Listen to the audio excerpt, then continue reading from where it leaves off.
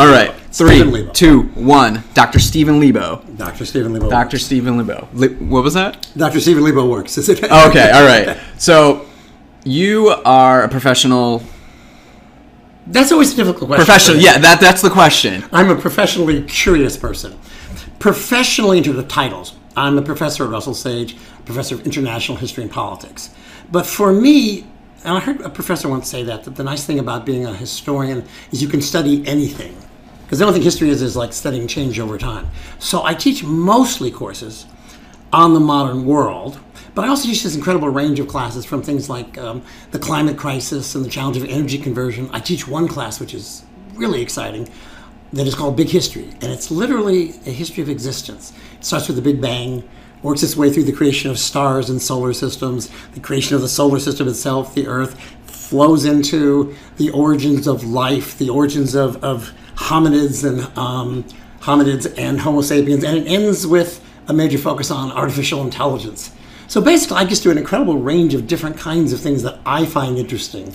That is exactly the spirit of this sort of the podcast. essence of what I do. In the last week, I've Yeah. emailed anthropologists, which Yeah. you just hit upon, Yeah. and astrophysicists. I've had Yeah. an astrophysicist on here 6-7 months ago, and I plan on Yeah. having some other ones because the origins of the universe, the origins of life, and human nature, how we evolved from where we. Did you see yesterday we discovered that new jawbone that we dated? Yes, yeah. Like that kind of thing fascinates Well, that's me. just one of the most interesting things about what we're doing in the 21st century, and that's the essence of this new course, this big history class. That's the most exciting thing I've done in recent years, because quite frankly, in about the last half century, because of everything from carbon dating and ice cores, we actually have a sense of change over time. Biological chemistry has a history now. Astronomy has an history. Cosmology has a history. And so we've been able to put this together, a number of academics, particularly a guy in Australia, to create the ultimate gen ed class. And it's so fascinating that Bill Gates got so involved in it that he's been giving millions and millions of dollars to make this the ultimate gen ed class around the world. And it's literally from the Big Bang to the contemporary period. So I'd say in my work, that's one of the most interesting things I've done in recent years in the professorial sort of stuff I do. Is that only going to be taught in colleges? Because there's got to be a push to teach this sooner, started don't we? at colleges. Okay. And I don't know that anybody else does it around here, but Bill Gates wants it in high schools. So that's sort of where they're pushing it. I was in an international big history conference in Amsterdam last year, and they had people from high schools around the world trying to introduce this ultimate gen ed class. It's kind of like the ultimate essence. The core question, why are we here? And it begins with that nothingness of the origins of however the Big Bang began. Which is so hard to talk about when we say there was nothing. We are not designed to think about such things in space and time. Because there's always something, right? Like it's No, hard. So it's hard to describe when there's Our brains nothing. are designed to think that there is always something, and which makes it great fun. The really fun thing about that class is, and I said it flows through from the origin of the universe through contemporary artificial intelligence, is that you can walk into the class and say, well, this is what it's like on Mars, and a week later come in and say, do you remember what I told you about Mars not having any water? Because there's constantly this kind of reevaluation and new information comes in. So it becomes an incredibly intellectually exciting activity.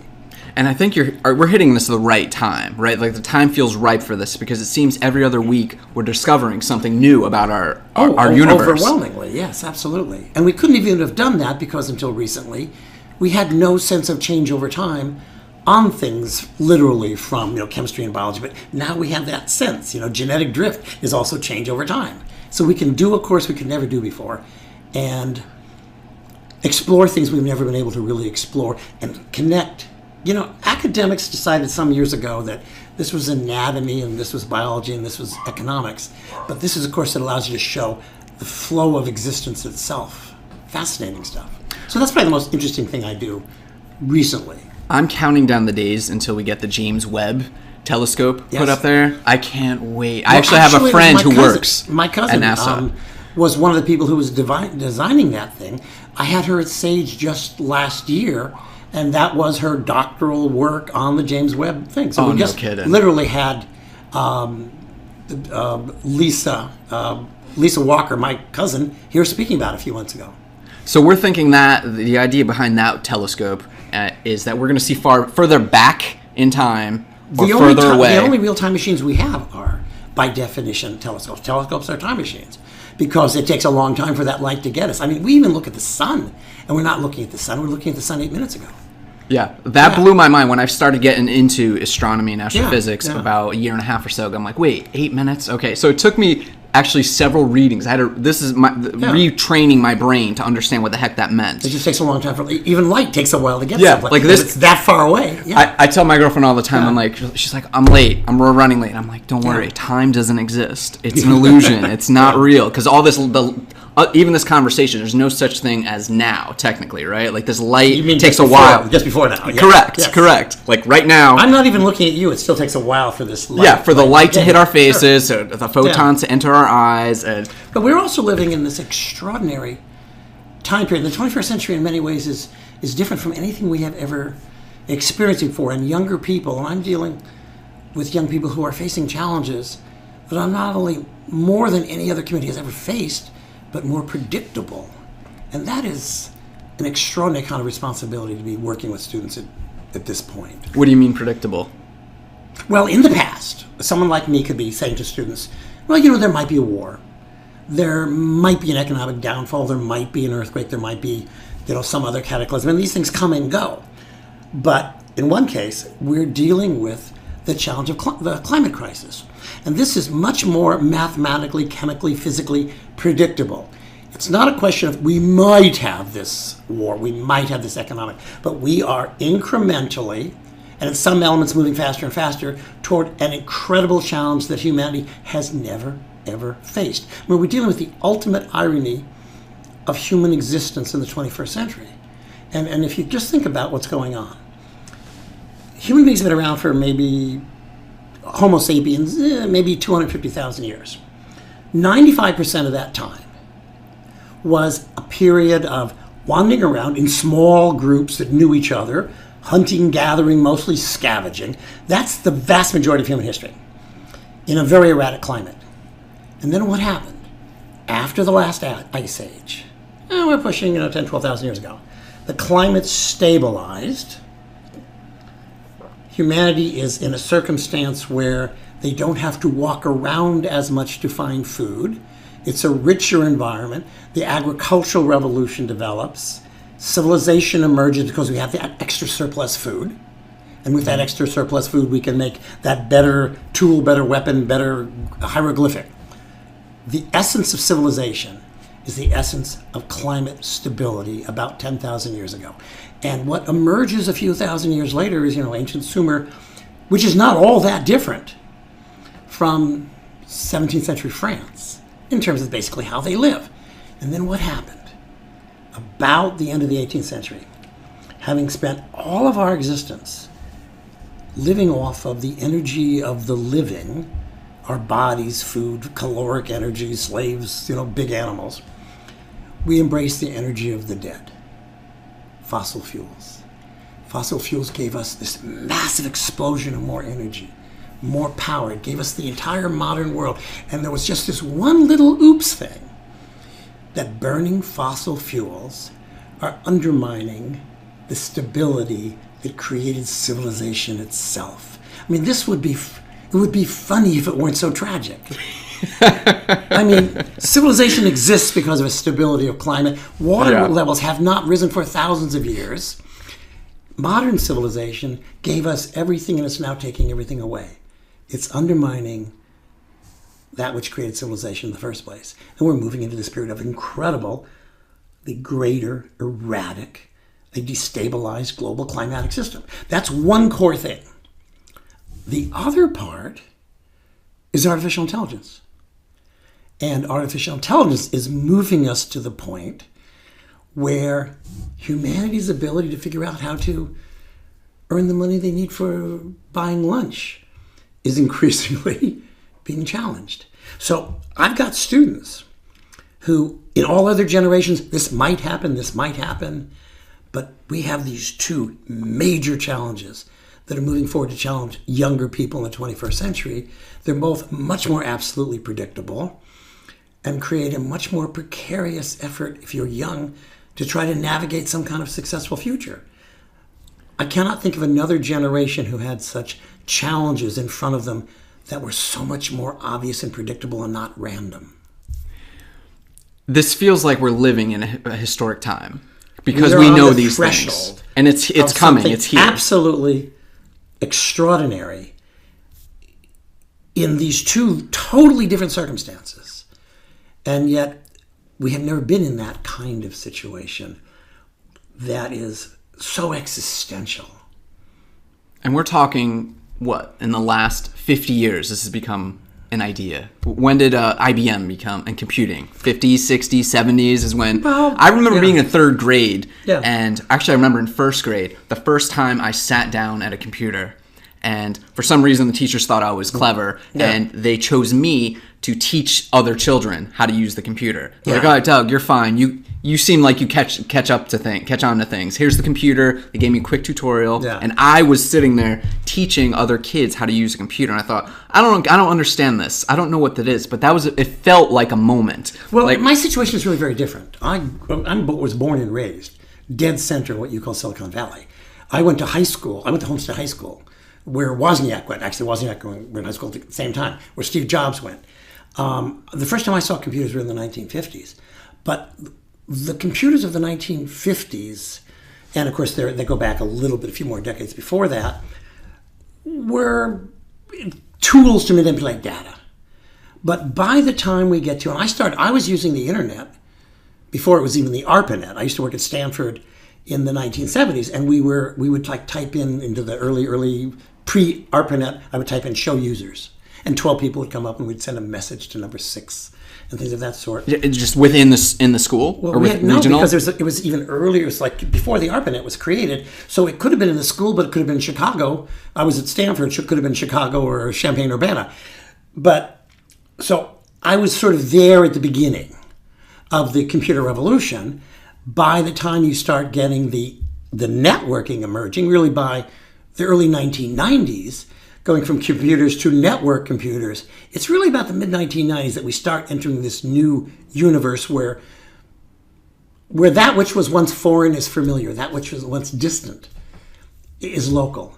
And instead of competing for someone else, if I was from California, from Nevada, you're competing with someone from Bangladesh or Costa Rica. I mean, that changes the way the world works.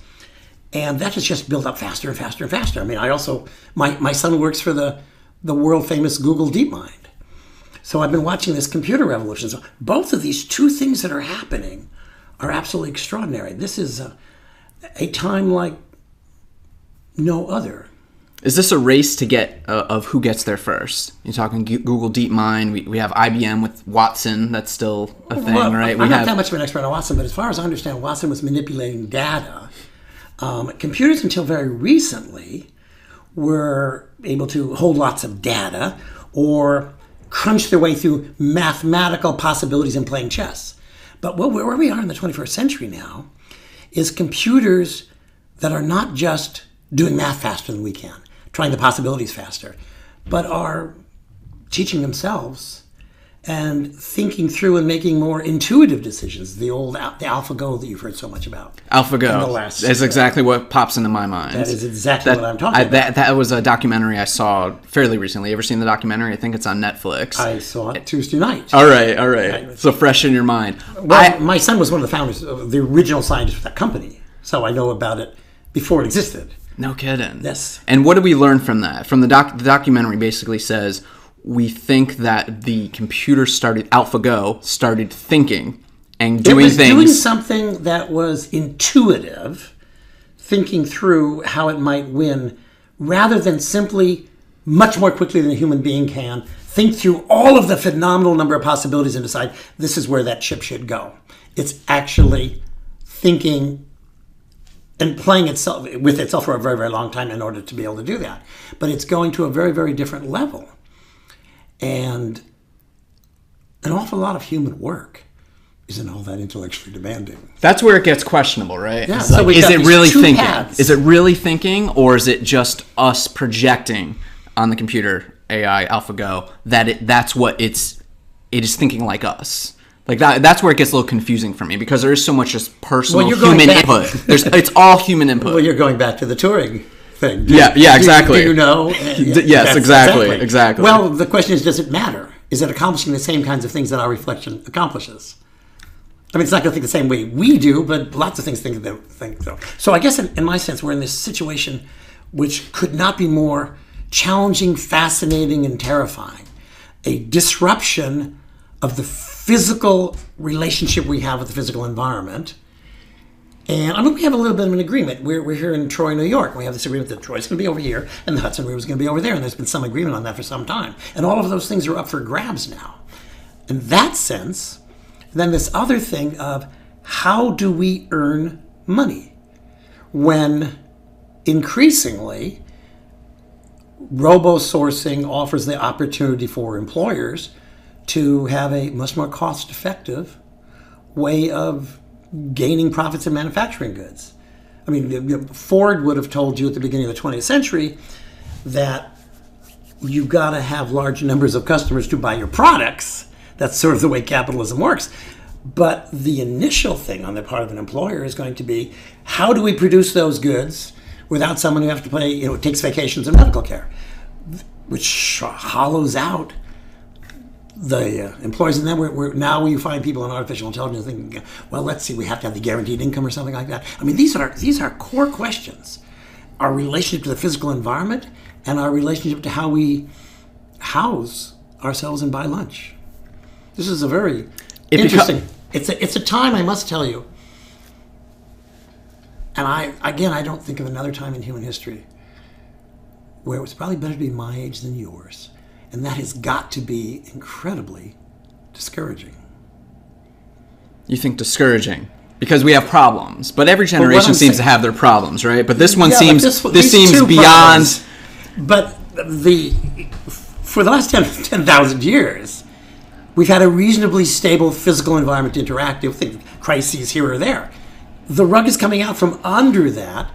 And for the last 10,000 years or so, it was a little different in other ways, people still put out a certain amount of labor to bring in a certain amount of caloric energy to be able to house themselves. Both of these things are much more existentially challenged now in the 21st century. And that challenge is bigger for a younger person, obviously, than an older. So the question is, what do we do with people when all of our needs are met? Is that what you're getting at?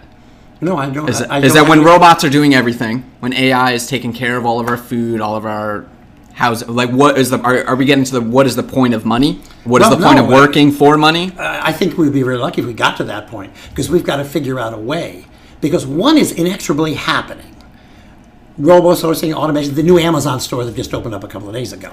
When was the last time you went into a parking lot and had a parking attendant? This is working its way through all of these industries. A huge number of people with jobs that are all tied up with driving. That's happening. That's inexorably, because there are lots of reasons for that to continue to happen. But what do you do with all those extra people who aren't employed?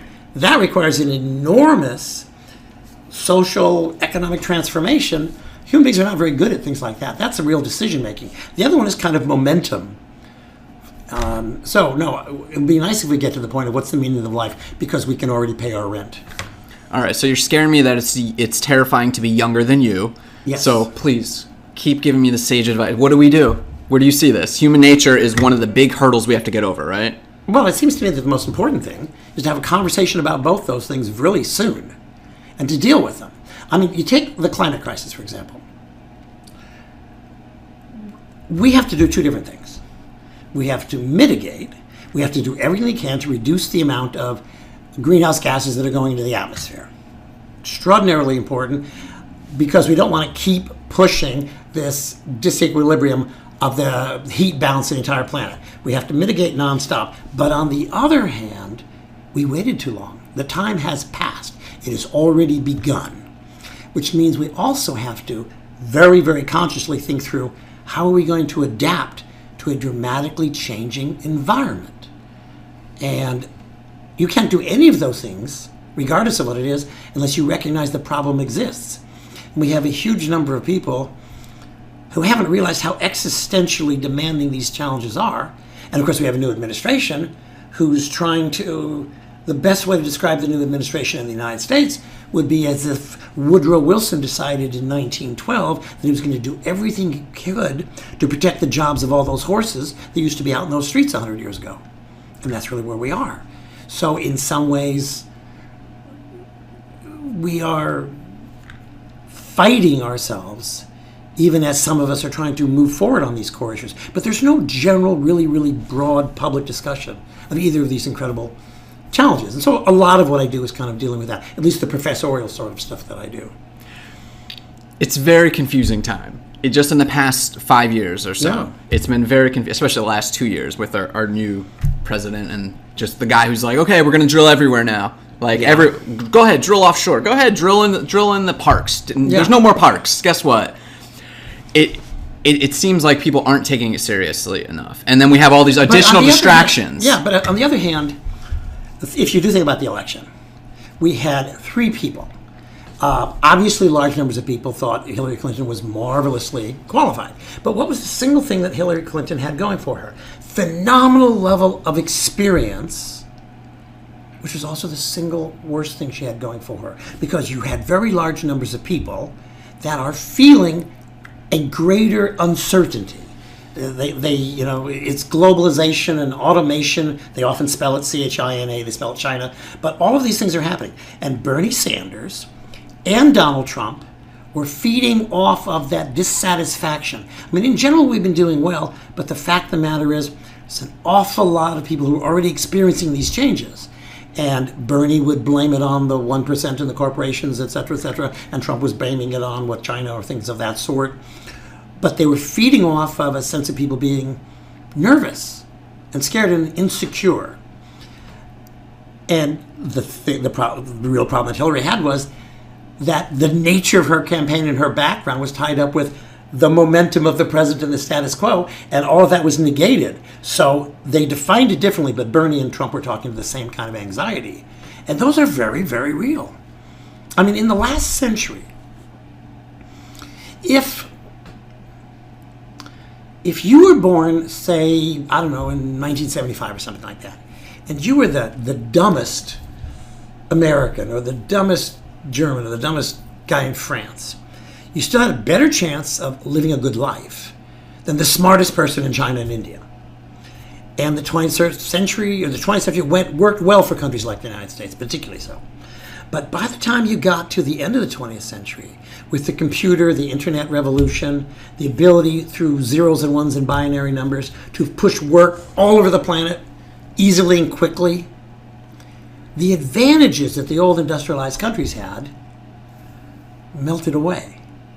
And that's why, I mean, someone like Trump partly came to power along lots of different things, but with this fear of globalization, because the world before globalization worked pretty well for the United States. But now, suddenly, that kid in Bangladesh or in Peru, with these tools that were available all over the place, and if they were smart enough, could advance. And that's creating a significant amount of anxiety.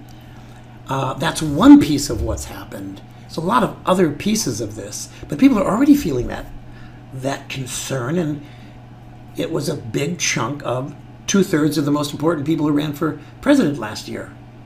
So is this fear? We are way more tribal than I've ever felt in my entire life. Oh, absolutely. Well, the last election, in many ways, particularly with Trump, and he's reinforced this, was an election of identity, of tribalism. I mean, again, go back to who we are. We have spent maybe, 240,000 years walking around with 20 people we knew for our entire lives. And everybody else is this other. We are fundamentally tied with this sense of identity and similarity and familiarity.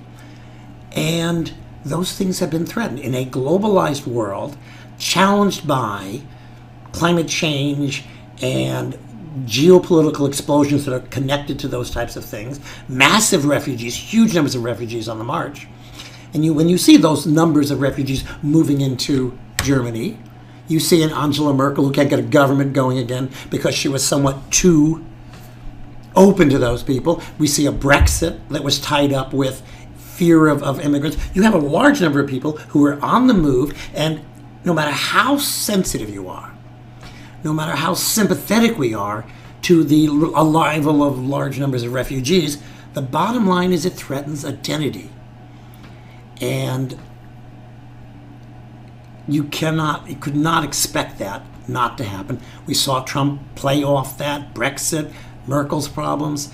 We're in a world where a lot of people are on the move. It's not just animals on the move from climate change. People are on the move. And when they arrive, you can have all the sympathy of the world, and you should, but they also threaten identity. Identity is a very huge thing. People want to feel at home. If you walk out, stop scaring me for 5 minutes. Oh, just okay.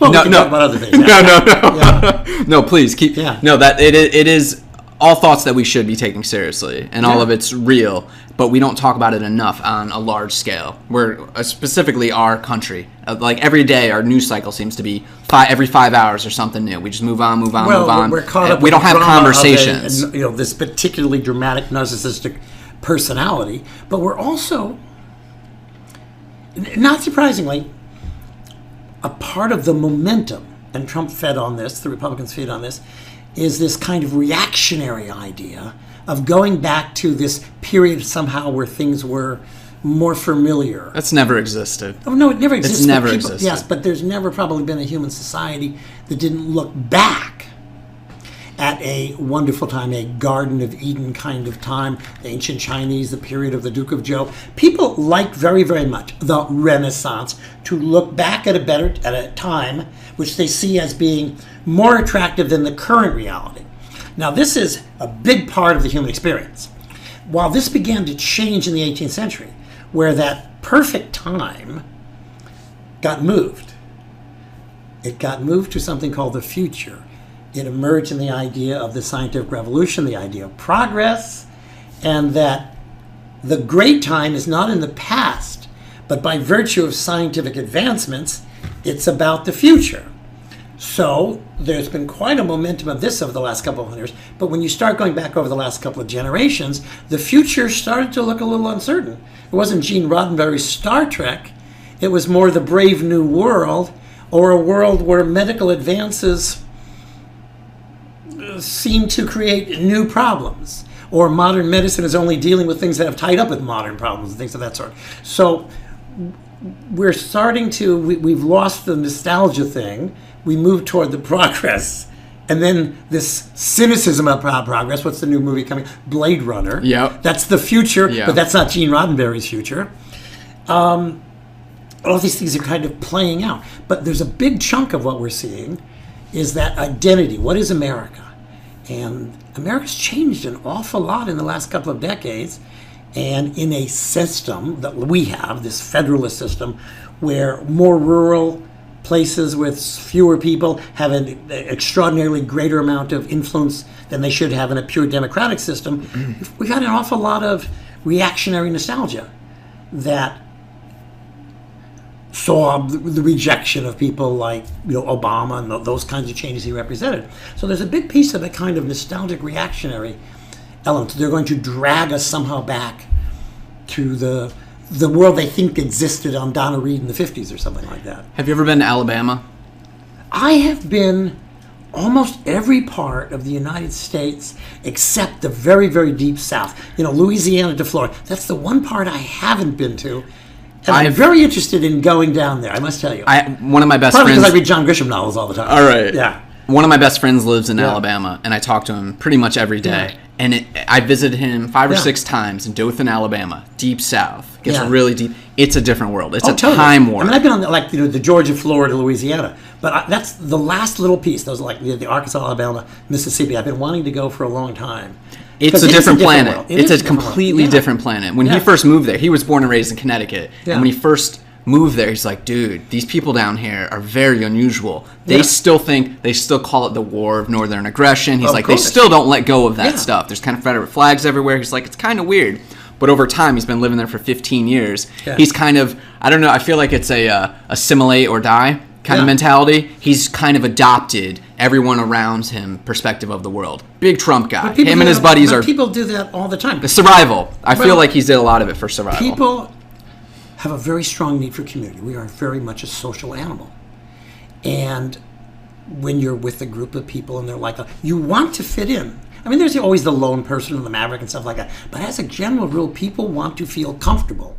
One of the problems, for example, with things like dealing with climate change, is that for many people, given their environment, if they recognize the reality of this obviously destabilized climate, massive fires and forest fires, and like, it means that if they recognize this is real, they have to change their friends. Community is very, very important. As I said, we walked around for a couple 100,000 years with 20 people. And people tend to go for identity and community before they go for logic and rationality. It's who we are. We are incredibly, we're not actually that bright. I mean, we think of ourselves as being really smart.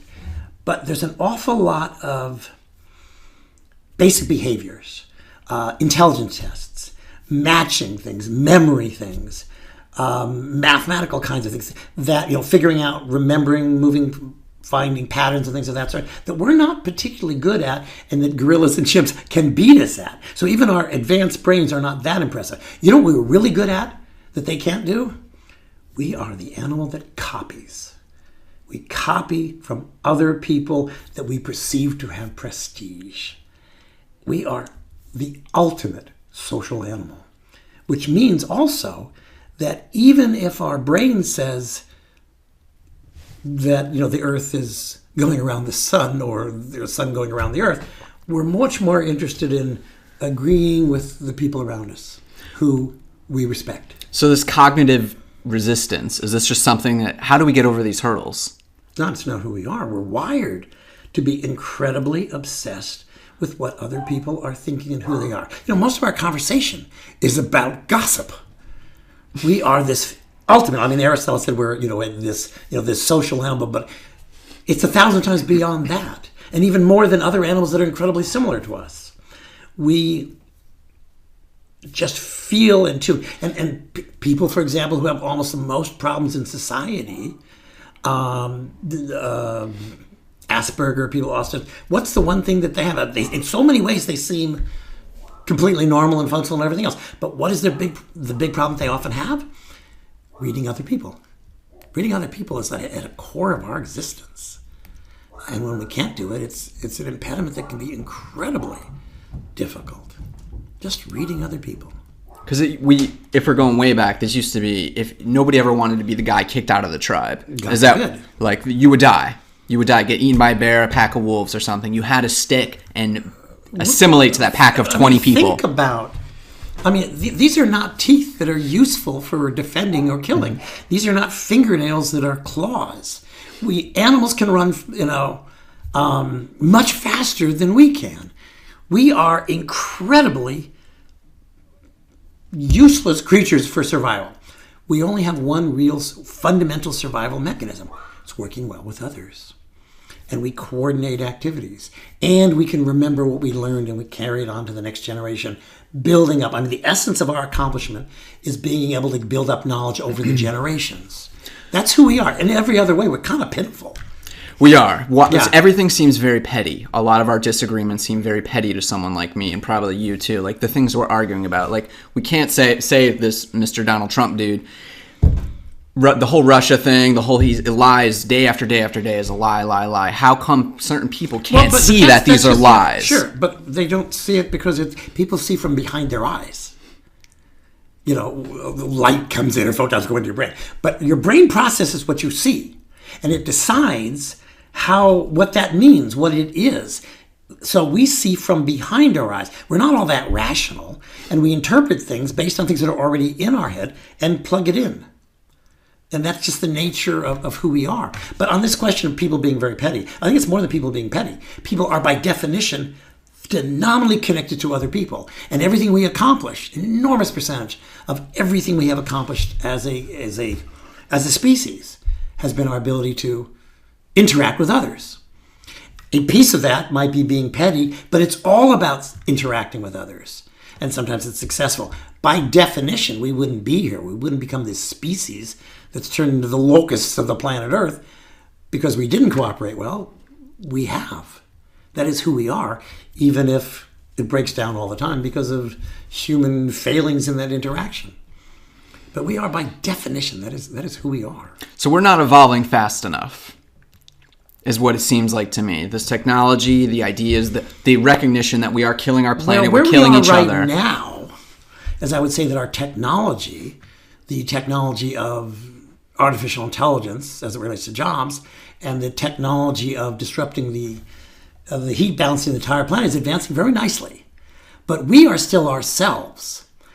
And we are not coming to the obvious conclusion that we have to transform our societies dramatically. We're not very good at that. We are, in one sense, a community that builds by developing collective wisdom, by sitting on the shoulders of giants, each generation building more. But that's also because we have followed the instructions of earlier generations. So part of us, and part of our accomplishment, is this ability to copy and learn from previous generations. On the other hand, we're so into copying, and even if we don't understand it, there's often this kind of built-in parallel resistance to change that is also there, because our accomplishment has been built on building on these successes of previous generations. And so every time someone comes up and says, well, I figured out something new, whether it's Einstein or Newton or whatever it is, or Galen in medicine, anatomy, and Vesalius, when someone comes along and says, we think the knowledge of the past is wrong, people don't like that. We like to say, but that's what the master said, that's what the philosopher said, that's what Socrates said. So there's this, we build, we accomplish so much, but it's also built on an adherence of accepting authority, which makes it harder to make changes. So, but they're both kind of different parts of the same thing. Why are some people are better at accepting authority than others? Is that just something that makes people feel more comfortable? Like, okay, that guy's in charge. Like, people see Donald Trump, like he talks a lot of smack. He seems like the alpha. Ooh, yeah. The big tough guy goes around, yells at everybody. You're wrong, fake news, this, that. Why people like that? I think that's kind of an extreme. I think there's a certain percentage of people who like the overt alpha male, and I think that's absolutely true. He feeds off of that. He's frank, blah blah blah. But I think that in general, people generally like to embrace what authority figures around them. I mean, most of what we do as a society is not all that different from what we learned in schools and things of that sort. So I still think the momentum is authority. That's how you're supposed to do it. We're going to follow the instructions and stuff. You get the exceptions, the people who can't handle authority, in any way personally. But in general, I think the momentum is to build and follow what we've learned. And it's the occasional maverick who goes off in this little slight direction. But most of the time we are not terribly revolutionary. It's kind of like, I don't know, people used to be shocked that, Stokely Carmichael in the 60s was this, radical African-American liberation leader, but he was a male chauvinist pig. Most of the time, even if people are revolutionary in one way, they're pretty conventional in other ways. So when do we let the computers take over? Because it seems like you're hitting a lot on we are the problems.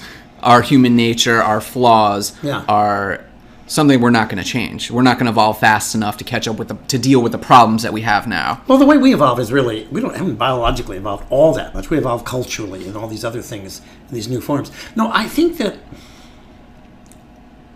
I'm not sure it's clear. Like, when do we let the computer... Like, we have self-driving cars. They're out there right now. That's fantastic. Out there. We don't want to drive. People are lazy. People do not want to drive. It's fantastic. So when does that kind of thing start... All of our decision-making, all of our day-to-day activities get taken over by machines? I would imagine that it's just going to be kind of a creeping experience. But, it's a subtle change, though, where over time there are fewer and fewer ways to earn your living. And that's just going to happen more subtly unless we have a major effort to have that conversation. Where does that money go? Is it going to be redistributed? Of course, the money's normally going in private coffers. Why do they want to pay higher taxes? They want to pay less to redistribute that income. But I don't see like this magic moment where we hit the tipping point. It's just going to build and build. And for a younger generation, you have to kind of think through it. What are the jobs of the future that are least likely to be outsourced or robo-sourced? And what are those? Really, we have to think through and say, well, For example, I work at Russell Sage. It's a college with a bunch of physical therapists and nursing programs that are particularly large. Those are probably very good jobs for the 21st century. Those are jobs that I think of as sort of like smart hands. You need them physically. The jobs that require human interaction. On the other hand, if you got a job, just imagine if you're, a tax accountant or something like that. A lot of tax accountant stuff can be very creative, but an awful lot of it is stuff that is pretty straightforward and can be done. Discovery, looking through documents and things like that. So we have to not only have this big conversation, but young people have to say, which path, which path is the path where I'm most likely to still be cost effective for an employer? In the same way, you're a young person and you say to yourself, do I want to buy that coastal property? How is that flood zone going to change? Am I going to buy a nice house on the side of a hill that as it gets warmer, we're going to see more fires? When those fires come, the trees are going to burn down, the roots are going to weaken, and then the next time there's a giant rainstorm, it's going to come flowing down the hill. So you have to navigate in a unstable climate or an unstable job market. At minimum, you got to be able to understand what are the forces and how can I navigate it. I spent a good chunk of my youth driving the Santa Barbara Airport limousine and driving people all over Montecito. The areas I used to drop people off were were devastated by those fires and floods, 2 weeks ago. This is playing out all over the world. We are living in a world which is significantly less predictable than it has been for a very long time. So what I mean as well is, when do we stop having a president that's a human, that's a person that has this control over a vast amount of, basically, of the planet? From the United States perspective, we have influence all over the world. Sure. Well, when does AI come in? When do we elect President Artificial Intelligence, who starts making all these very important decisions for us, that can see the future? Be like, hey, we keep going down that path, we're going to destroy our planet, we're all going to die.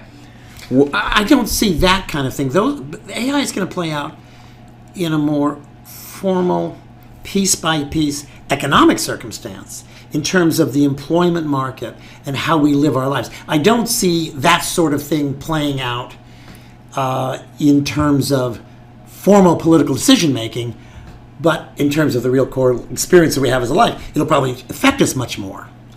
But I don't see those as coming together in that sense. Well, what we have is a political system right now. Americans like to think of our system as a democracy. It's actually a lot more like Iran, in the sense that Iran has a sort of hybrid. Iran has a partly democratic system and partly a theocratic system. We have a system which is partly democratic, partly plutocratic. And at least to be able to get the votes, we have a democratic system with money that flows through it to capture the votes of, or to enhance the votes of, people who can speak to the emotional concerns of the voters. And that's a huge issue. And most recently, it's played out with that sense of insecurity and identity. This is the last election, and it's built up more and more. It has turned into this election of identity. But we tend to vote for people who can capture what we're thinking. Being a politician isn't like being a professor. My job, and the part of me that plays professor rather than the writer or the political commentator or something, is to change people, to give them a broader perspective on whatever the issue is. I'm teaching history of medicine or something right now. But a politician's job is to speak to people where they already are and say things that they're thinking and capture that. And what we saw was Bernie Sanders in different ways and Donald Trump speaking to large numbers of Americans who kind of intuitively have noticed that a globalized 21st century world does not give us the advantages we had in the 20th century.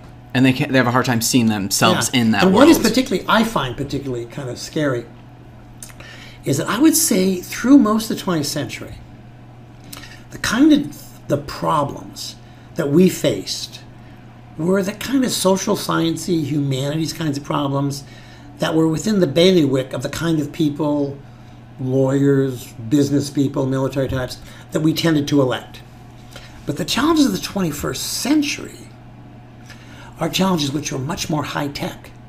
They require a much more sophisticated scientific knowledge, whether it's climatic or stem cells or AI and things of that sort. But we still think we seem to be electing people, putting aside Trump's weaknesses, just in general, we still tend to elect people who have skills that would be appropriate to deal with the challenges of the 20th century, not the 21st century.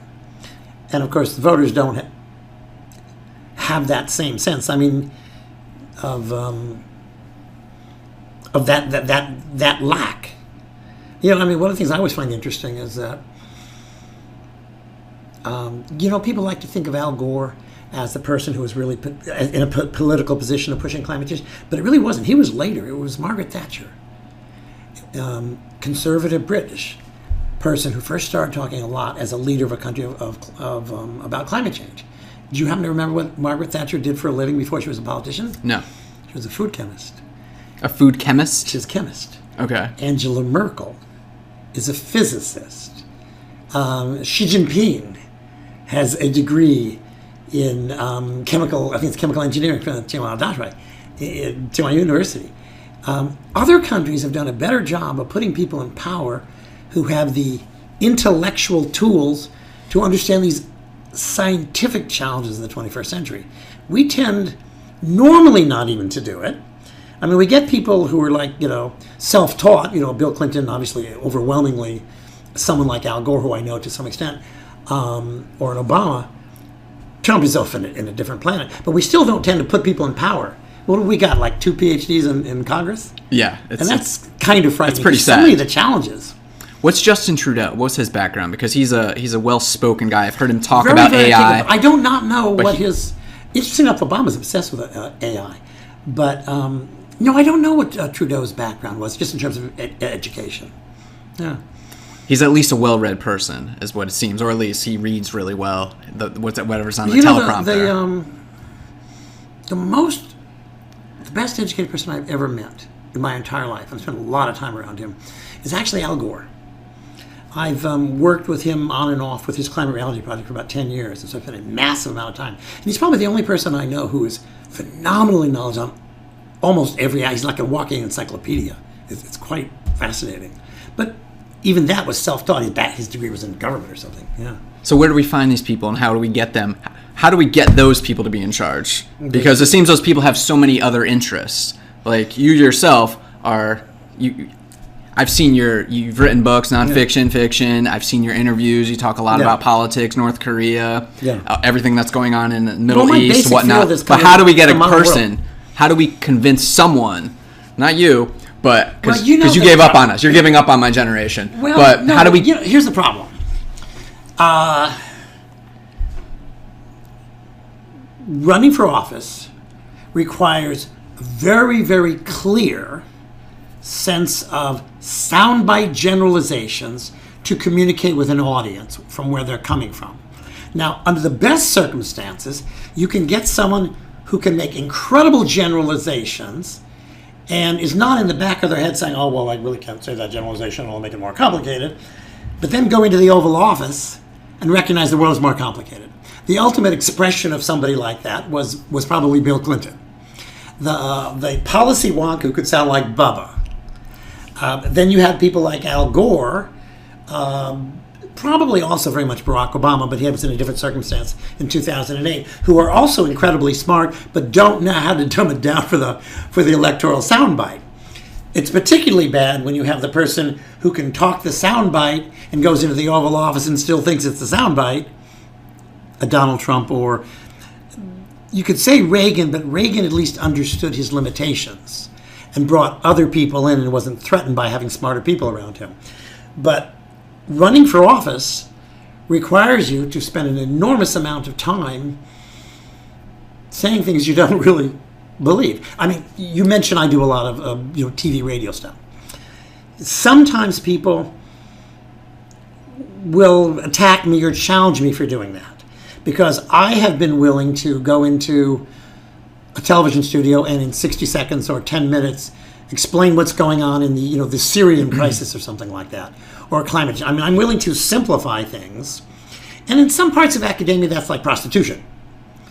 And you're sort of a hypocrite. if you do that. I personally believe that if you are knowledgeable in certain areas, you have a kind of a moral obligation to at least try to simplify. My thought is, if we can learn Arabic or Chinese or French or something like that, we can learn how to speak the language of the media. But an awful lot of the kind of people you're talking about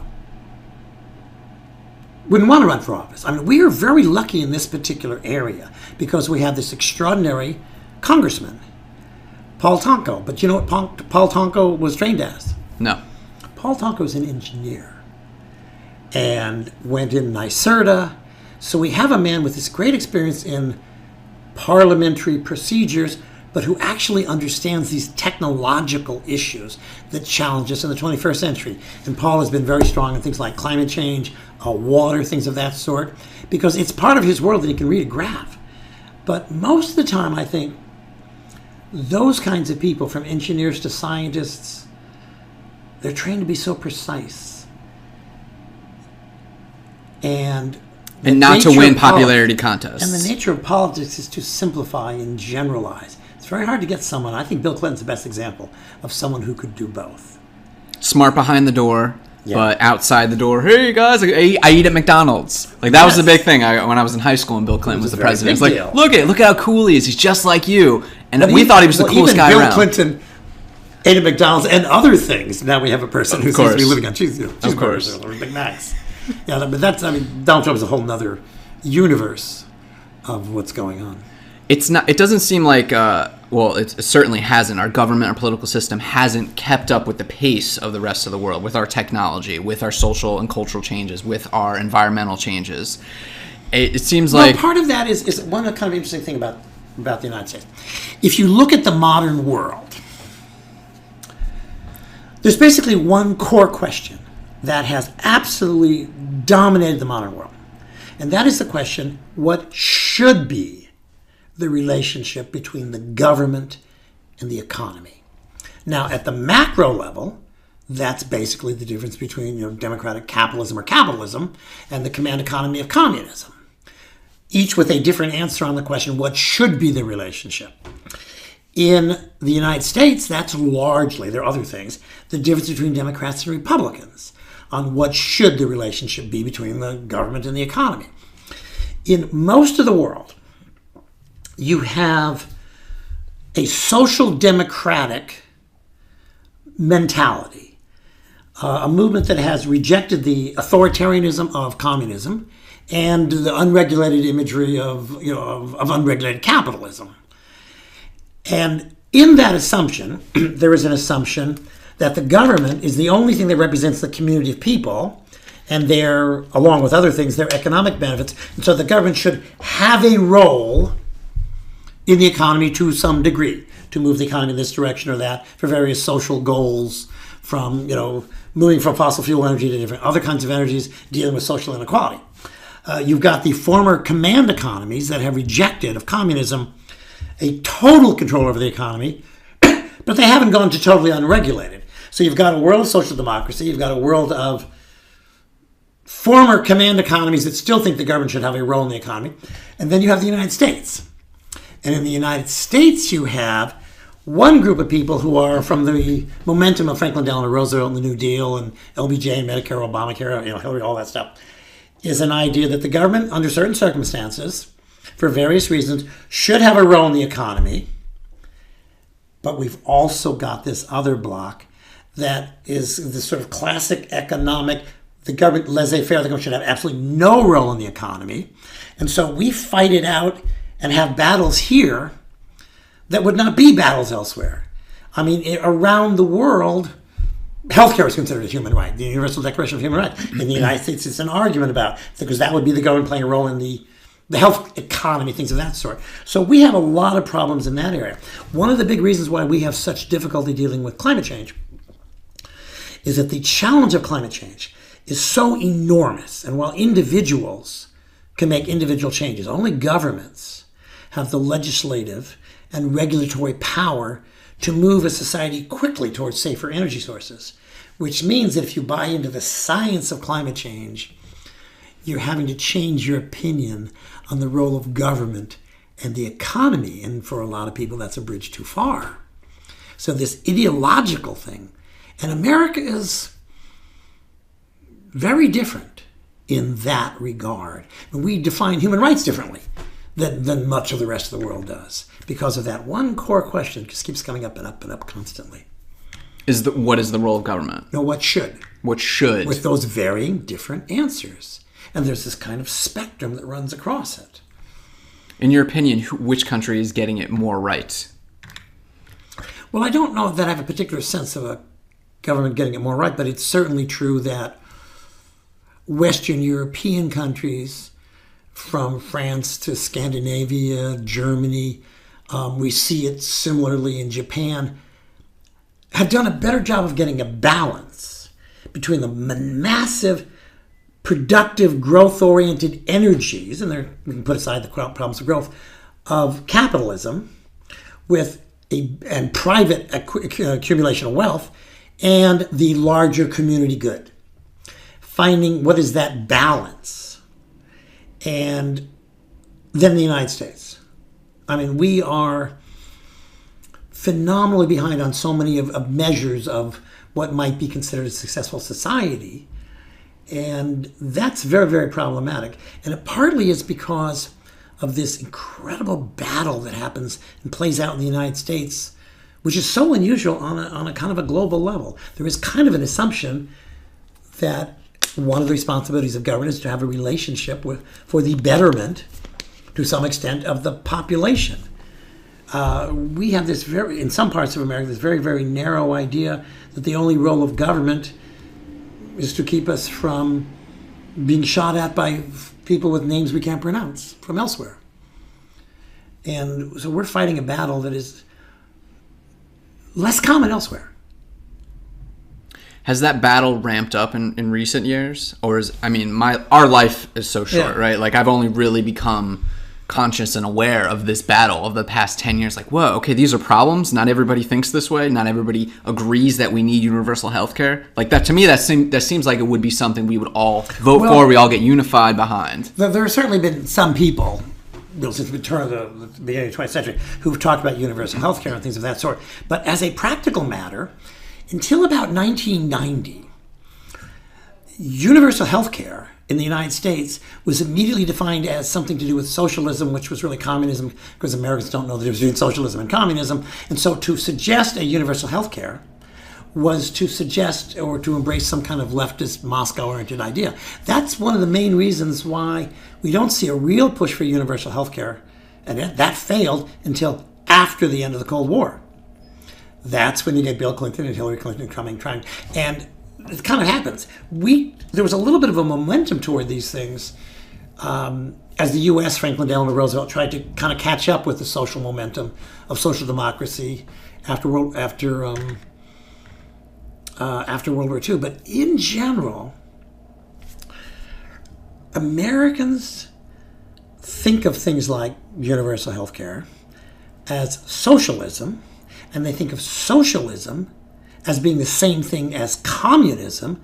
And so you want social, and then the next thing is Stalin and the Gulag Archipelago. What Americans don't know about the rest of the world is rather large. But those things were so tainted by that kind of thing. And you still saw it in the battles over Affordable Care Act and things of that sort. This is a very large country. We have a big chunk of it that has this phenomenal image of itself as being absolutely not connected to the rest of the world. I go to Alaska from time to time. I have relatives up there. And Alaskans like to tell you how independent they are. And they're obsessed with it. They're totally independent. And if you ask them if they built the road they just drove on, they just kind of look at you like they don't kind of get it.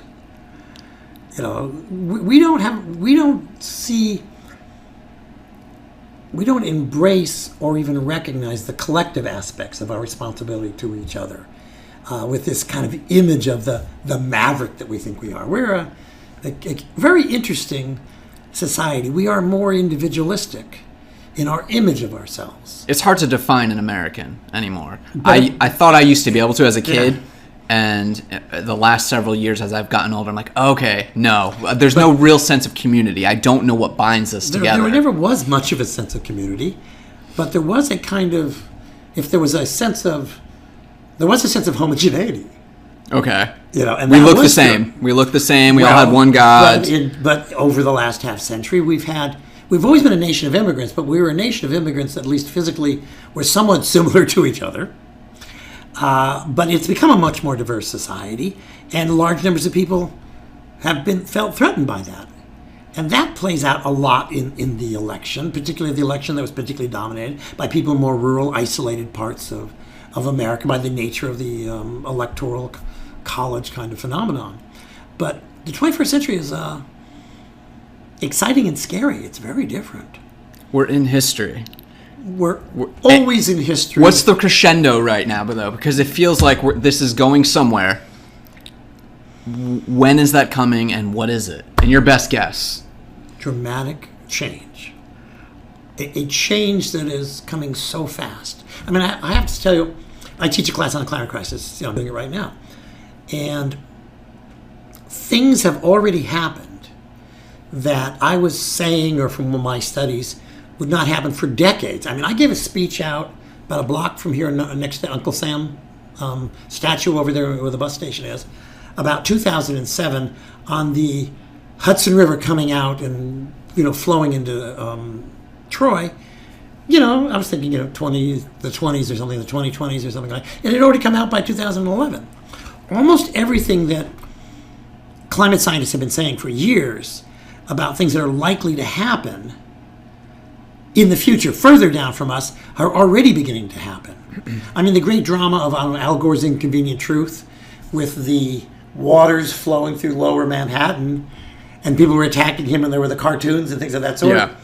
It already happened by Sandy. I mean, the really weird thing is, if giving a lecture, and I've given hundreds of public lectures on climate change all over upstate New York for about 10 years. In the beginning, when I would give those lectures, it was full of animations.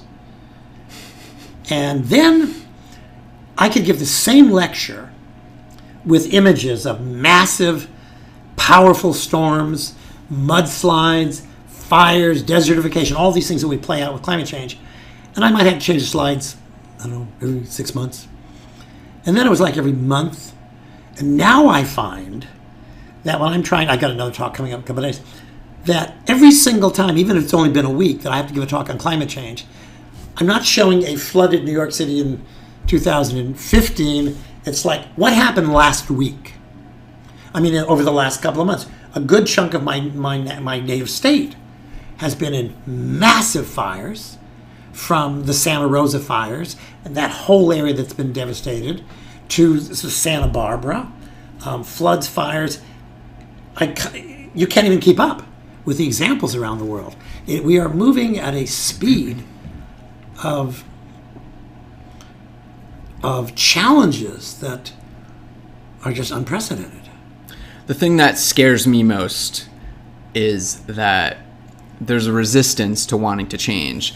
I'm sure you've seen in recent days, it became worldwide news, Cape Town, South Africa. Yeah. They're running out of water. Right. That's a huge city. They're going to have no more water. And this is something they've foreseen for decades. And nobody was really doing anything about it. And there was actually the municipality, the government said, okay, we're going to do an allotment. What was it, 87 liters per day per person or something like that, which I found was like, okay, they were saying 87 liters per day per person. I was like, how much do we use as Americans? We're like 500 liters per day that we average use. But there were so many people that just completely ignored it and didn't take it seriously and would go over the 87. They're 1, 2, 3, 4, 500 and didn't care.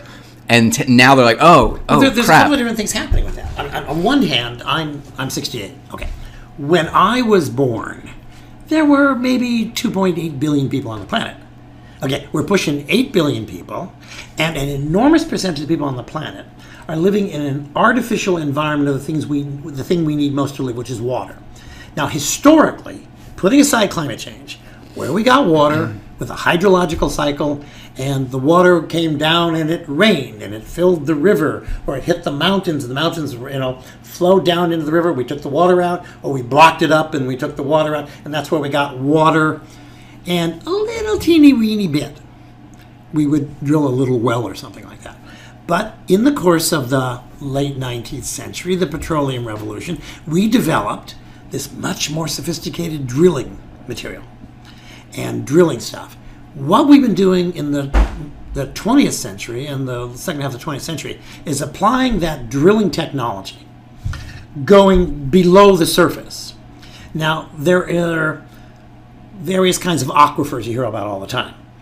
But a lot of what we have been doing, some aquifers naturally fill in human time. So if you're careful, you can take water out and it fills in. But this planet is full of things called fossil aquifers. And those are gigantic vats of fresh water that fill in geologic time. And we've been pumping these, like taking a straw and pumping it into a potato. And we have been draining fossil aquifers by drilling further down, sucking out water that is not refilling their fossil aquifers. And so a good chunk of the people on the planet Earth at this moment are living off of a temporary block of extra water to grow their wheat and things of that sort. So across the world, from Saudi Arabia and different parts of the other world, in Yemen and South Africa, they're pumping water that is finite. The people aren't going to go away until we really start going away. And it's just a single block. It's kind of like having a bunch of money in the bank and you keep spending it, you feel like you're doing fine, but you never look at your savings account because it just goes down and then it's empty. And that a good chunk of the population, this expanded population that's built in my lifetime, is living off of fossil aquifers. The Saudis, I believe, already gave up the draining of those aquifers because they're running out of water. That was a temporary fix for a explosion of humanity. We are living in that supposedly Chinese curse of interesting times. How come it seems like we're dropping the ball on desalinization plants? I know so there's one going up in California, right? I'm sure you have to know about that. Yeah, well, how come this isn't more? Where are they? Well, I believe that they've made more progress in desalinization recently. But my understanding was that until recently, not only was desalinization very expensive, but there was this massive problem to do all the salt. And it was building up. I believe they're making more progress now. But in terms of matching the challenge of being able to access fresh water with the challenge of living off of these fossil aquifers, we're not coordinating very well. This is not we don't have a planetary government, we have a planetary crisis. And we have large percentages of decision makers whose only concern, if you're a CEO of a company, is to make a profit for your stockholders and things of that sort. The responsibility doesn't go beyond that. We've got an awful lot of people making very single decisions, many of which, you're a fossil fuel CEO, are absolutely counterproductive for the long-term wealth of the community, but you're not in charge of the community. And in a place like America, often the only people who are in charge of the community are told they shouldn't be intervening and things like that. My friend made my head nearly explode the other day. He moved to Las Vegas recently, just about a month or two ago, and I was resisting. I was like, please don't go to Vegas. There's no water. There's no water. There's no water. Don't move to the desert. It's a big deal. So he moves into his new house, and I asked him just 2 days ago. I said, so what's the deal? And this is you, Rob. I said, what's the deal? Like, is there any kind of like water restrictions or anything? He's like, yeah, we're only supposed to water our plants once a week. Yeah. And I said, okay. Very next sentence, he's like, oh yeah, we're getting our pool built right now. Yeah. I was like, wait, what? I was like, you're told to be put on water restrictions, water plants once a week, yet you're going to dig a hole in the ground and just dump a bunch of water into there, and just so you could swim around in it. I was like, are you mad? Are you crazy? No, it sounds very human. Human beings are not at all rational. We're entertaining, but we're not particularly. We are very entertaining. Rational, yeah. But on a real issue there is when you're dealing with buying a house, this is something that takes years to pay off, decades to pay off. Insurance companies are protecting it, usually need the insurance to get the mortgage, things of that sort. And they have to they operate on the assumption of the mathematical predictability that you'll pay a bunch of money and never have a claim. But all of these things are being changed by climate change. So do you buy a piece of property that is attractive now because it's on the coast of Cape Cod or something like that, where, you know how you have the image of your home being underwater? This is literally, if you put that equity in there, you can't get out. You might not, you might not be able to buy the mortgage. That would be a better thing. But if you can get the mortgage, and then the property values keep collapsing because it's inundated by water, nobody wants to buy it. You can't get your equity out, and you get locked into these kind of things. I mean, these are the kinds of challenges. My point is that we have all of these challenges, and we have certain abilities to navigate the challenges. Someone like me at my age I would rent an apartment maybe in Florida for retirement, but I would not put my retirement money into a building in Florida right now. We have to recognize we're moving into a new world, and that new world is going to require some different kinds of choices. And we're not having those conversations. Climate, or what's my major going to be that can't be outsourced? And there are various jobs where human beings want to talk to another human being. AI is probably not going to take those jobs away. But you cannot accomplish any challenge. You can't deal with any problem unless you recognize the problem exists and think about it. Stephen, you're terrifying me, and that's good. Oh, well. This is good. This is very informative, very good. Let me change gears briefly. Absolutely. Is there any chance, this is something I've been obsessed with for the past 6, 7, 8, 9 months, is there any chance this is a simulation? Because there's so many crazy things going on. There's so many world problems. You think we're in the Matrix? Yeah, are we in the Matrix? That's a legitimate question. I heard Elon Musk propose this a year or so ago. And I'm like, at first I dismissed it. I'm like, that's just silly fun talk. And then I heard him talk more about it. I'm like, and then I start to notice things. I'm like, what are the chances we're not in a simulation? Be nice, and we can, like the guy in the movie that decides to go back in. Yeah, no, we're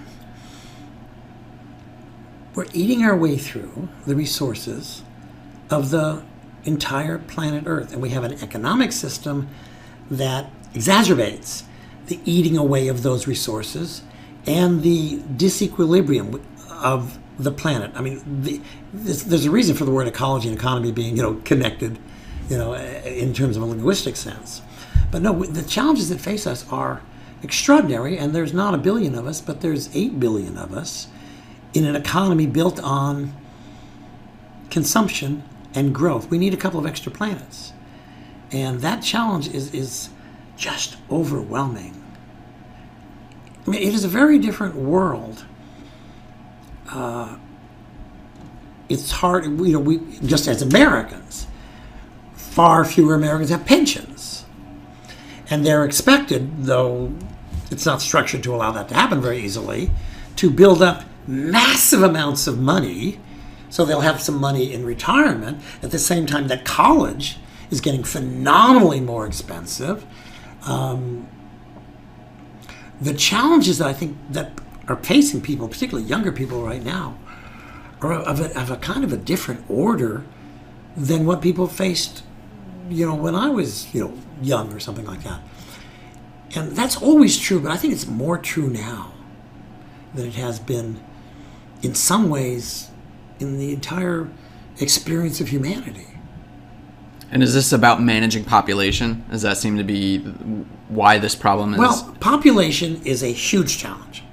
But it's not even the population. It's a massively growing population with a explosive energy use economy built on massively going through the resources of the planet, destroying the planet in an ecological sense. A good chunk of the oceans are now completely dead in these big ocean sections of the planet.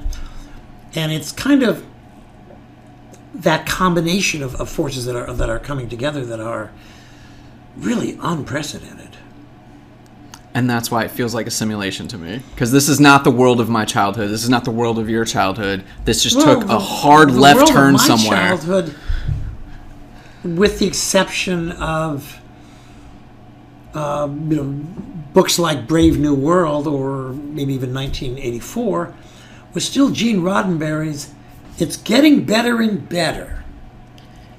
The scary part is that in some ways, at least in places like we live, it is getting better and better. People are living longer and longer. The extraordinary accomplishments of the last century, and particularly things like antibiotics and stuff like that, but have put us in a situation we're going to live a longer period of time in a more stressed circumstance.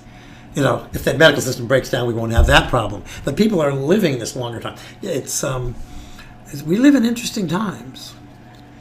And that's one of the reasons why I kind of like what I do, because I always tell people that I live in 2 centuries. I live in the 21st century and teach about the modern world. But there's this other part of me, when I'm not writing nonfiction books, where I write historical novels. So part of me lives in the late 19th century. And I'm writing right now my 3rd historical novel. And it's really fascinating because I'm able to think about what's going on in 2017 or 2018. But I spend a lot of my time thinking about a story from the 1870s or 1880s. In fact, the most recent novel that I just finished is set in Troy in the 1870s, part of it in Troy. And it's kind of interesting because it's a different time period.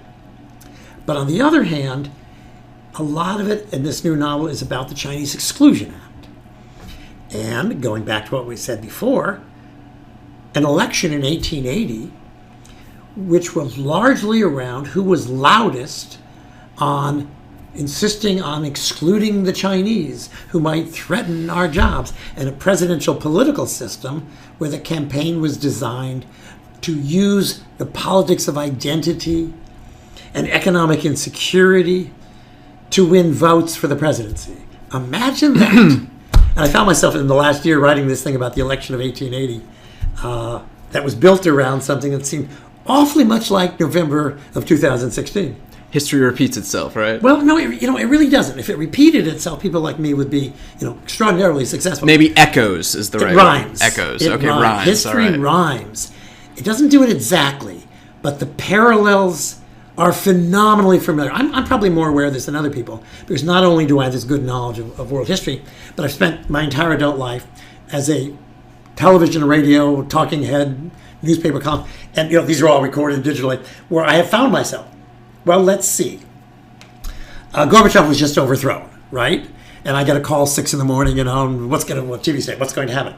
But I've always found myself on a regular basis, my entire adult life, sitting in a TV or radio station, speculating on what is going to happen next, based on my knowledge of the present and my knowledge of the rhymes of the past. And because of that kind of background, those 2 roles, I've been able to see that more often than not I'm right. Where it's just likely, my speculation based on 500 different other similar rhythmatic examples is I'm usually pretty good at knowing what's going to happen and how it's going to play out. So history does not repeat itself, but it rhymes constantly. Irritatingly.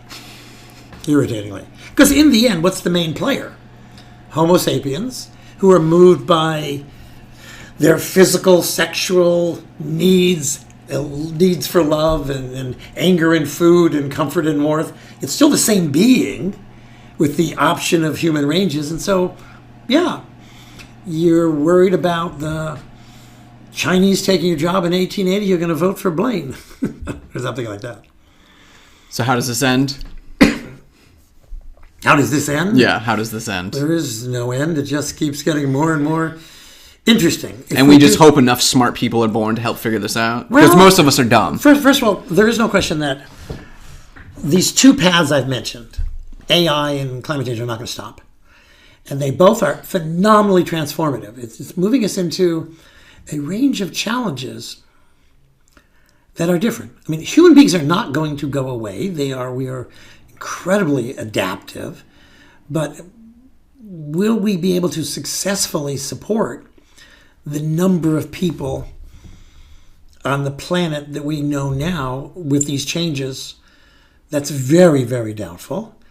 And the hollowing out of those in the employed ranks and the greater likelihood of an even more politically destabilizing social inequality, those things are very, very likely to occur. The rhythms, the AI thing in some ways is a little bit more incremental, with climate in a lot of ways much more existentially dramatic. I mean, we are moving toward dramatic changes that are going to speed things up much more dramatically, and those kinds of challenges are extraordinary. We waited too long. My personal feeling is that we could have avoided the climate crisis if we had acted about 1990 And the Clinton administration, or actually it was Al Gore, tried to. If you recall the situation, it's 1990, globalization, the communist regimes, the command economies had collapsed. They're moving into the more growth-oriented, human incentive tapping in capitalist systems. But the massive Chinese industrialization that we know today, which is already passing us and overwhelmingly so, has just begun. The knowledge of climate change, even though it's a scientific knowledge of about 2 centuries, is growing. And Clinton comes into power with Al Gore, who spent his life understanding and obsessed with these issues. And they try to put in place what was called the BTU tax, the British Thermal Unit. The Clinton administration tried to put in a carbon tax. At that moment, if the United States had managed to successfully put that into place, it probably would have sent market signals, engineering signals, technological signals to those kinds of people, for example, in China, who were about to embark on this massive industrial revolution, but in the direction of using more safe energy sources. That didn't happen. That would be probably, in my mind, the last moment when we could have deviated away. Because while we've been building up CO2 and greenhouse gases, methane, all those things in the atmosphere for a couple of hundred years, really wasn't all that significant until the 1990s. And if at the beginning of the 90s, the most powerful country in the world had begun to move away from carbon-based fuels, climate-busting carbon fuels, those other countries that were coming online, like China particularly, I think would have been influenced by it, and we could have avoided it. We did not do that.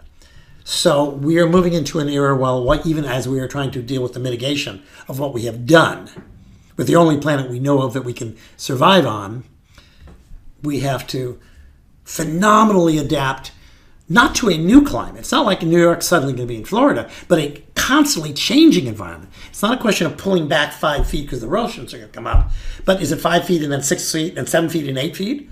I mean, most of the American infrastructure, particularly, is along the coast. Well, we see that down in Miami, right? Well, I used to live in South Florida. They're building these walls, and they don't know how big to build them. The problem with Miami, I mean, the cities all over the place, they're threatened. But the problem is that the geology of Miami is very permeable. So you can build a wall up, and the water will come under. So yeah, during high tide, I was in the Florida Keys a month, so this is happening more and more and more. But a good chunk of the planet, an enormous percentage of New York State, is in these growing flood zones.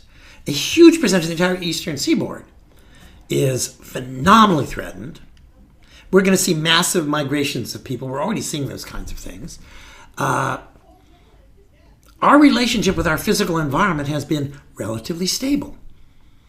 The oceans literally have not risen for, several thousand years. We have had this thing that is called the long summer. And the long summer is this period of relative climatic tranquility, somewhat warmer, since the last ice age. Now, we have ice cores that go back about 800,000 years, so we have really good records. You're talking about the big tubes we stick down in the North Pole, because South each one Pole. is just a layer. It's like a layer cake. And we can tell what the temperature was, the nitrogen, CO2 in the atmosphere, because it's trapped into the ice and the snow that comes down. And I had, a couple of years ago, it was an Icelandic glaciologist showed up in my class. He was one of these people that the New York State National Guard was flying to Antarctica. But there was some connections, and he showed up in my class and gave a lecture on glaciology because he was so excited somebody was teaching, the climate crisis. But he was telling me after class that in the 800,000-year record we have, he only found one other spot where there's been this period of relative warmth, literally what people call, as a lot of books, the long summer. All of human civilization emerged out of that warming, stable period. He said there was only one other spot in 800,000 years where that stability had emerged. The essence of our civilization is climate stability. The essence of modern civilization is burning fossil fuels, which are undermining climate stability. It doesn't get more interesting than that. Now, you mentioned we've known about this for a couple hundred years. I have a recollection of seeing it somewhere in the 1800s, late 1800s, was the first mention of burning, the adverse effect of burning all this stuff. It's really tied up with the, it's about the middle of the 19th century, where the real question is, okay, how does the heat hit the planet? And if the heat's coming from the planet, or from the sun and hitting the planet, why don't we freeze at night if we're turned away from the sun? It's the essence of most of the heat of the planet. So it's scientists in the middle of the 19th century who were saying, well, there's got to be something else. The bulk of our energy, there's other sources, but the bulk of our energy is coming from the sun. But we turn away from the sun and we don't freeze. So that's when you start to get this issue, which is really fundamentally at the heart of what we're dealing with, is it's not so much the heat of the sun, but how much of the heat of the sun is retained. That's when you get the beginning of this idea of greenhouse gases. CO2 is being burned. By the end of the 19th century, and there's a Swedish scholar who's doing this, they're beginning to recognize that CO2 is going up, it retains the heat, but there's a lot of positive things, because, global warming sounds good. And some plants grow better under CO2 conditions, things of that sort. So there was a lot of arguments about, well, is this not a good thing? I mean, if you're a Russian or Canadian, this sounds good. And so it takes a long time, but it's kind of incremental at different stages. But for all practical purposes, the effects were not felt. I mean, one of my memories, you're familiar with, Bill Nye the Science Guy. Okay, but if you were growing up in the 1950s, there was this 16 millimeter film things that were distributed all over it. It was this Science Guy, earlier generation of Bill Nye the Science Guy. And if you type in global warming 1958, it's this science thing. It's on YouTube, global warming 1958. I saw that when I was 8 years old. I have seen this. And it's got the cartoon of the boat above Miami. So the knowledge was growing, but it didn't get politicized because it wasn't threatening anybody.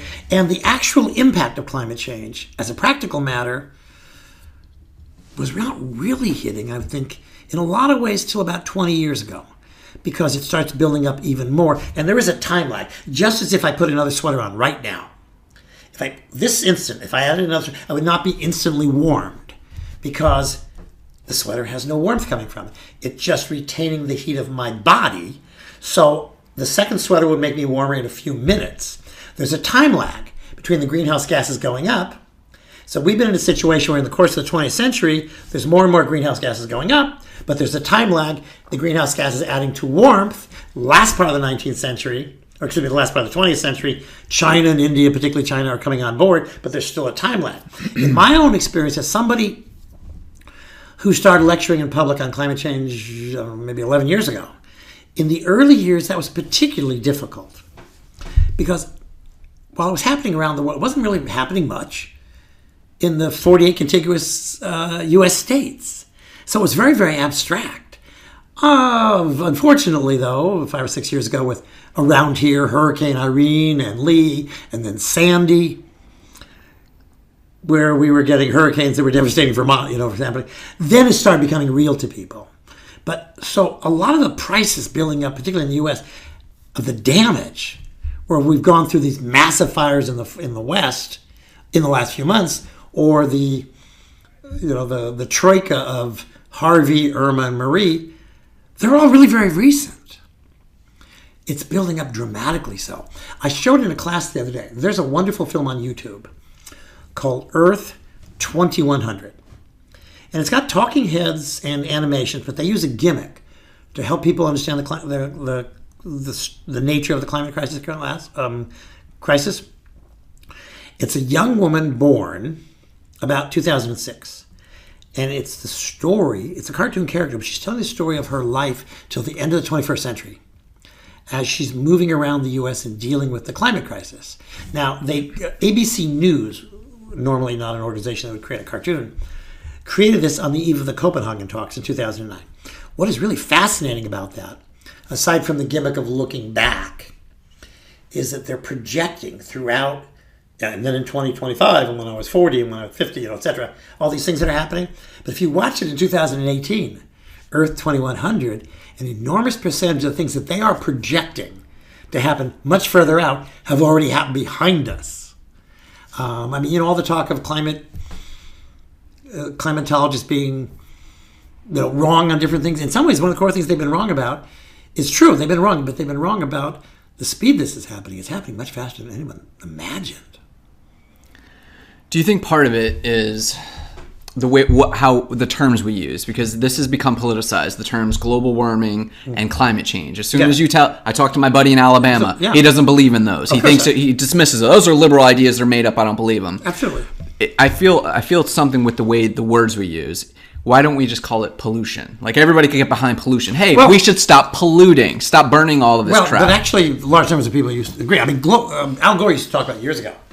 And it's a little thing about politicians. Al Gore he's phenomenally knowledgeable, but he became the spokesperson because scientists are not comfortable going into public and explaining, making generalizations, and they hate to talk about what they know. They like to talk about what they don't know. So Gore became the personification of this thing, and it became politicized because he was, a particular kind of a political candidate.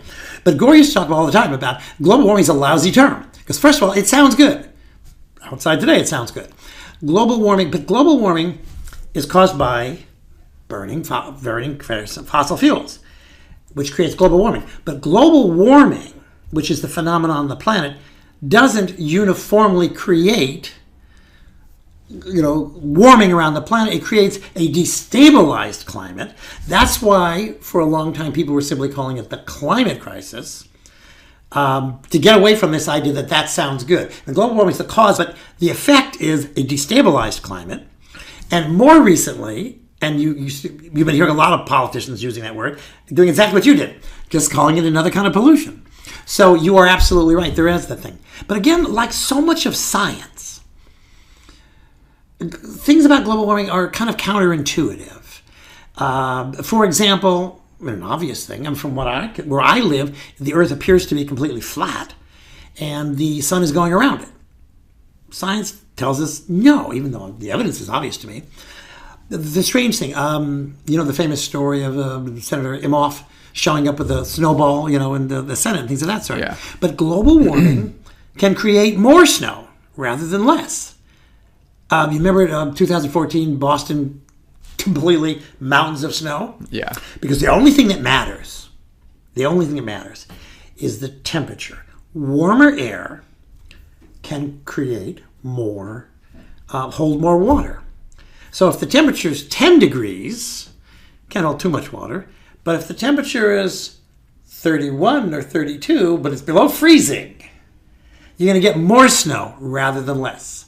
It seems kind of counterintuitive, but global warming can create more snow rather than less, because if it's high enough to hold more water but just below freezing, then you're going to get that kind of thing that happened in Boston.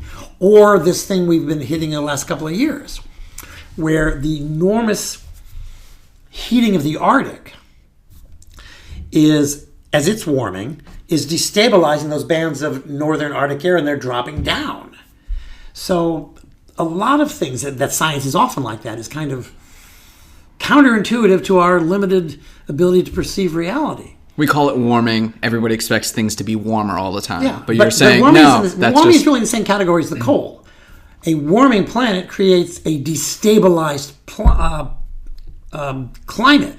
It messes up the hydrological system, but it doesn't necessarily make it warmer, though in general, uniformly, every year, we have really, really good records going back in temperature, the 1880s.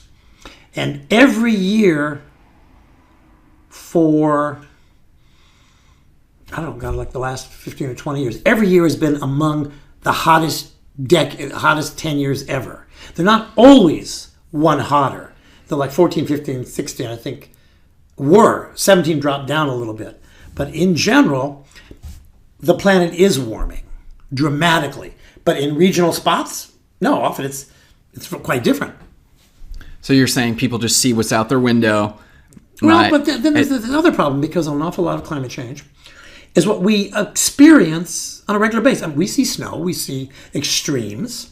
They just think it's part of the natural events. There's always been cycles of weather. But the real issue is, what's the difference between weather and climate? And those are completely different. But we have problems. I mean, Americans have problems with the difference between a Muslim and a jihadist. But the words have meaning. Sometimes I think the biggest difference between Democrats and Republicans is vocabulary. We got to get better at talking. Communication. Yeah. This is... Well, but again, a lot of the challenges are with Democrats often. The conversation works best in a seminar. And often with Republicans, the conversation works best in a soundbite. And people are busy and have other things on their mind. So the party that can speak in sound bites has an advantage in a politically distracted society. And of course, a lot of, I think, has been happening in recent years, and there's a lot of people getting shocked by that, is that the enormous social momentum that has been developing in the U.S. since the 1960s, in terms of women's rights, Hispanic rights, African American rights, etc., was assumed to be a given. And so people thought, well, voting didn't matter. Or I can use my vote for a protest vote. I'll vote for Bernie instead of, Hillary or something like that. Because they assumed that it was not possible to go backwards. In general, history, in a lot of different ways, moves forward. But it's not that linear, and it goes backwards, reactionary periods. And an awful lot of people, assuming that the changes that they found satisfactory could not be reversed. Myself one of them as well. I mean, I've been a social democrat for my entire life. If I lived in Europe, I would vote differently. But my entire life, I voted Democrat. Why? Because in a parliamentary system, minority parties can have great influence. But in a winner-take-all, two-party system, I like to think of it as a vote like a mine is too precious to waste. There are lots of ways to do a protest, but not with a vote, because we have a winner-take-all system. But then, of course, this is tied up with people not understanding how things work. I'm always struck. I'm a great fan of Star Trek. This great line where Kirk says to somebody in a show, he says, "Know how things work." And the Bernie or bust were demonstrating that they didn't know how things worked. It's a winner-take-all, two-party system. And the only choice you have if you want a more progressive society is to try to get the party you like, that it's going to win or lose, to be more like what you want. I mean, I was a supporter of Hillary Clinton, but I used my radio commentaries in December 2013 to try to get Bernie Sanders to run for president, even though he's not a Democrat, because I did want to see the Democratic Party move closer to its, how would you say this, watered down social democratic roots that Franklin Delano Roosevelt put in place. So I wanted to see that argument. I also thought it'd be helpful if Bernie ran, it would make Hillary look like she was on the right, more conservative, which might be helpful in this two-party system. But the idea of undermining the party that's closest to your value system, that's either going to win or lose, by having this protest vote is beyond me. I mean, again, a vote like a mine is too precious to waste. That's a great place to stop, I think. All right. This has been a lot of fun, Stephen. Thanks a lot. Well, I enjoyed talking with you. Come back whenever you want. Okay. Seriously, the door's always open. Okay. I did not expect that we're going to go this deep into climate change, but you filled my mind with a lot of great things. There This has are been great. lots of interesting Yeah, this is fantastic.